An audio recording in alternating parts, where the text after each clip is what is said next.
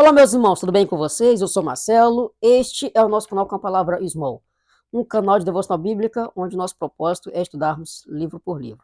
E este vídeo está sendo lançado em uma quarta-feira por um motivo especial.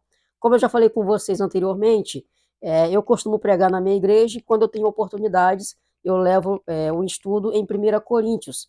Inclusive, eu cheguei a atualizar com vocês os últimos estudos que eu apresentei na igreja, onde eu preguei, mas não houve gravação, e aí uma mensagem de 30, 40 minutos eu já trouxe aqui para vocês, em média 10 a 15 minutos.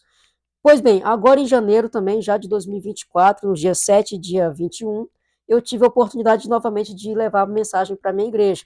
E aí eu vou trazer para vocês, porque a gente ainda não está conseguindo gravar ou transmitir ao vivo lá.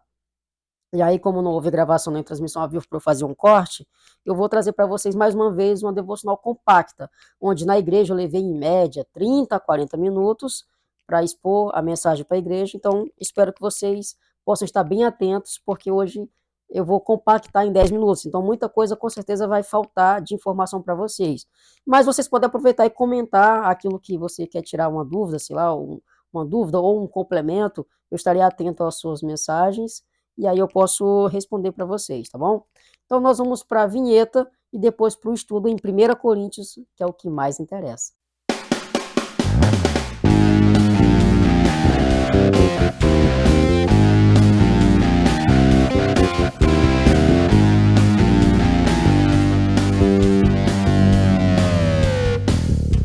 A vinheta já rodou e nós vamos então dar sequência ao nosso estudo, que está em 1 Coríntios capítulo 14, versículos 1 a 25. Então a leitura é bem longa, mas vou tentar compactar o máximo que eu puder para que a devoção não se alongue, tá bom?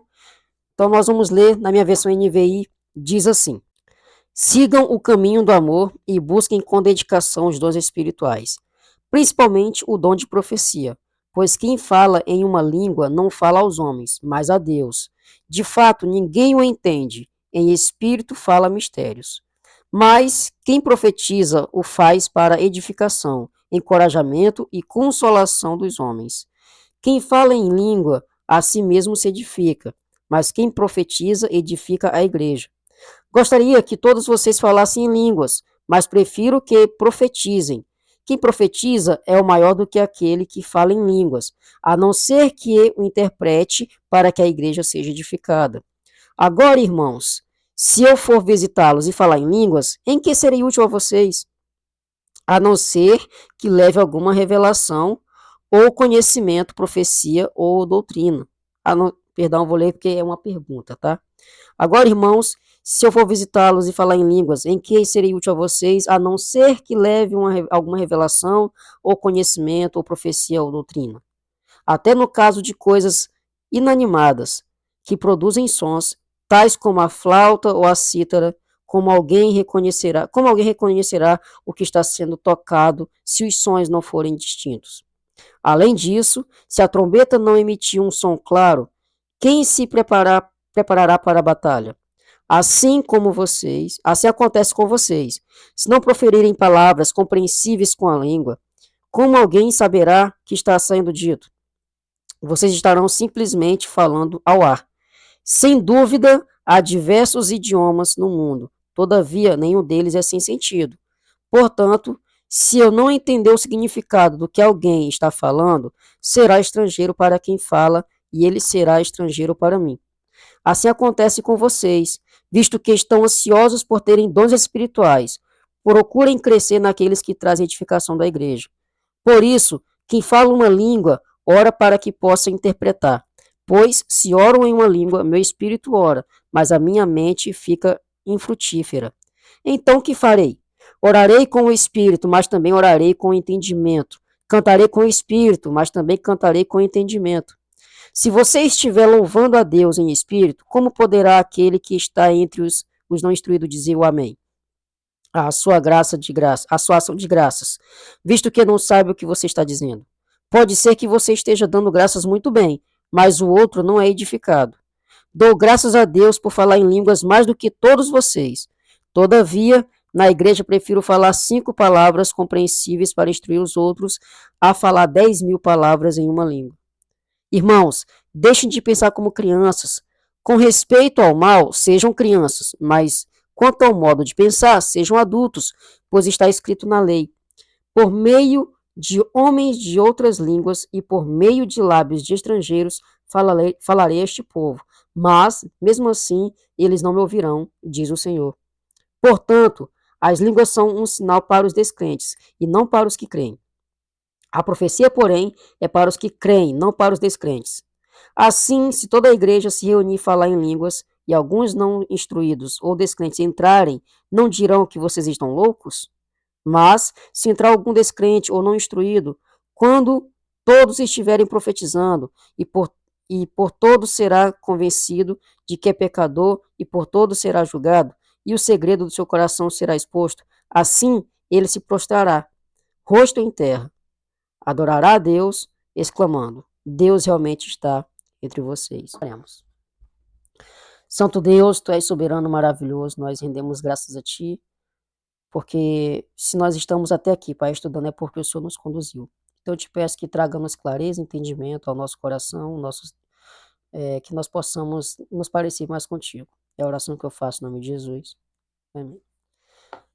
Um contexto bem básico quanto a essa questão que Paulo está falando aqui é porque esses dons eram muito procurados pela igreja primitiva, lá em 1 Coríntios. Então nós sabemos que é uma carta de exortação, quanto aos pecados que a igreja cometia, onde nem mesmo os pagãos cometiam aquilo que estavam sendo feitos na igreja. Mas Paulo então faz essa exortação, trazendo todo um contexto de exortações quanto às divisões na igreja, quanto àqueles que querem ser mais do que os outros. E aí ele entra na questão dos dons, onde nós já vimos no resumo passado, onde o principal é o amor, dentro de todos os dons que nós temos espirituais. O principal é o amor, porque sem amor de nada vale. Aqui ele agora aborda a questão da profecia e do falar em línguas. Então, só para deixar claro aos irmãos aqui que eu entendo que profecia e línguas são dons que cessaram. Então, eu sou cessacionista. Eu entendo que esses dons não existem mais como doutrina, como algo a ser buscado. Então, pensando nisso, até eu pesquisei, para ficar mais claro, né, que profecia significa aquilo que acontecerá no futuro, ou seja, será falar aquilo que acontecerá no futuro, é a mensagem do que virá. E pensando então nesse entendimento geral da língua portuguesa, que profecia é a mensagem do que acontecerá no futuro, hoje nós já temos uma profecia que já está revelada para nós, que é a palavra de Deus, que fala que Jesus voltará. Então, se nós temos que profetizar, esta é a profecia. Voltará, Jesus voltará. Então, que nós possamos ter esse entendimento mais claro quanto a isso, tá bom? Então, lá no início da igreja primitiva, diante desse início, dessas divisões que tínhamos, muitas pessoas buscavam esses dons, por isso que Paulo está trazendo um pouco mais de ênfase quanto a isso. Porque, diante de todos esses dons, Paulo ainda faz esse alerta, onde ele faz a exortação mais diretamente quanto ao uso das línguas. Então, ele já faz esse controle quanto ao uso das línguas, justamente se você for analisar os versículos 2, 4, 6, 9, 11, 13, 14, 18, 19, 21, 22 e 23, ele traz algumas características sobre o falar em línguas. Em resumo, falar em línguas não edifica ao próximo, e nós somos chamados para edificar ao próximo. Então, Paulo ele está nesses versículos que eu citei, ele está exortando quanto ao falar em línguas, porque quem fala em línguas edifica-se a si mesmo. E eu, Marcelo, entendendo que é um dom cessacionista, né, que cessou, não existe mais como doutrina ou algo a ser buscado, se você tem essa experiência, você precisa entender que se houve o falar em línguas, precisa de que alguém a interprete para que a igreja seja edificada. Então, Paulo ele exorta quanto ao uso desse dom, porque isso não traz edificação para a igreja. Então, agora ele também faz um contraste diante do dom de profecias, que eu, Marcelo, também entendo que cessou. Mas ele faz esse incentivo ao uso das profecias, conforme o que eu já falei, profecia é mensagem daquilo que virá ao futuro. Então, vamos pensar no contexto da primeira da igreja primitiva, onde eles buscavam os dons que estavam em evidência, línguas, profecias, que se destacavam diante de todos os outros ensinos. E Paulo fala o seguinte: entre as línguas que edifica só a si mesmo, profetize, Porque quando você profetiza, quando você proclama, você edifica a outros. Então ele até chega dentro desses estudos aqui, nos versículos 1, 3, 4, 5, 22, 24 e 25, ele traz esse exemplo de que entre línguas e profecias, profetize, porque quem fala em línguas edifica a si mesmo, e quem profetiza fala para que os outros sejam edificados. Então ele faz essa escolha de dons. Se algum tem que ser escolhido, escolha profetizar. Então, todo esse contraste que Paulo traz, ele está apenas dizendo que, diante de uma igreja dividida, diante de buscas por dons e talentos, busque aquele que edifique ao próximo. Então, trazendo para o contexto de hoje. Ah, Marcelo, mas você falou que é sensacionista. E nós sabemos que as aplicações do passado a gente tem que contextualizar para hoje. Então, nós precisamos entender que, diante de um dom de profecia, proclame. Proclame a palavra de Deus. Faça isso. Se eu tenho que proclamar aquilo que virá no futuro, e eu já tenho revelado, proclame a palavra de Deus. Jesus voltará. Esta é a profecia que nós devemos apresentar. Jesus voltará. Profetizar, falar a palavra de Deus. Alguém vai chegar, como o texto fala, se chegar um estranho e a gente estiver falando línguas, e aquele alvoroço, e sem ninguém entender nada, nada nós vamos estar diferente do mundo. Ninguém vai diferir quem é a igreja e quem é o mundo, porque vão nos chamar de loucos, porque estamos falando coisas que ninguém entende. Vão achar que nós estamos loucos na igreja. Mas se alguém chegar e ouvir a gente pregando a palavra, proferindo, profetizando a palavra de Deus, eles vão falar assim, poxa, eu entendi, eu estou entendendo o que ele está falando, eu entendi claramente, eu reconheci quem eu sou, que eu sou pecador, que eu preciso de Cristo. Ele vai se converter porque houve uma palavra clara que ele entendeu. Então, entre o dom de profecia, proclame a palavra de Deus, é a primeira aplicação. A segunda aplicação, edifiquemos a igreja. Busquemos dons que edifiquem, exerçamos dons que edifiquem.